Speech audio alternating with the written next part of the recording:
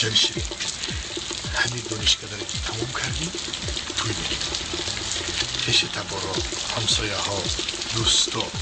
همه علکه خبر دارم فقط همین مسئله یک دقیقه بخشش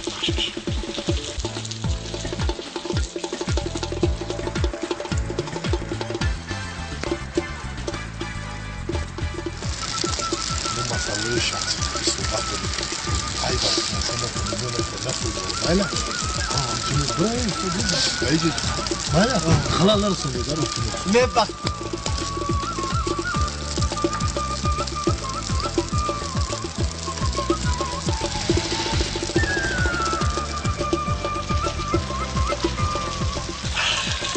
بخشش جنشی مسئله خونه گفتن که خشتا برو همه مسئله کردن که همین روز تویمون در شهر یک خونه تفاید انا مسئله ماشین باشه مسئله ماشین ده یک دقیقه بخشش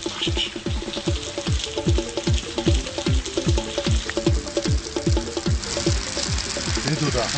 ما حاضر طرف همونی که ما رو نپوی عقل دارید تمیز دارید چی بپوی ما مسئله شخصیتی صحبت داریم بقربی توی دارم خلال نرسون آکم ببخشی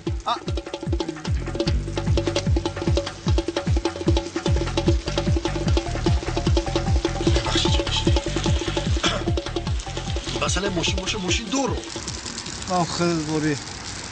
نمیشه شکم داشتم لنج لام داشتم های اسیزه افسوس چی ندارم نه دارومو کم فرق همین پچق شده ای تعمیر کردن نکن باید رفیق دیگه دارم و یا گفتن که ما حتما ماشین تا تعمیر میکنیم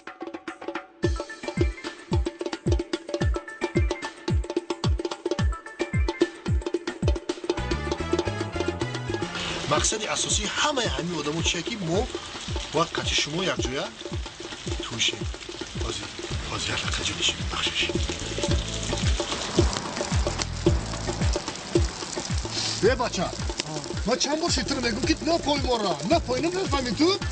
چی میپایی خوخی؟ آکم نپایدم حلال نرسان ما دو گفتیسا نبخشی اکم در همین تی برف بارون تر شدم خلکیدم مردم گشنگیدم مردم همه دختره که بگو که کلیتی کوارتیر ما بتیه میرم خانه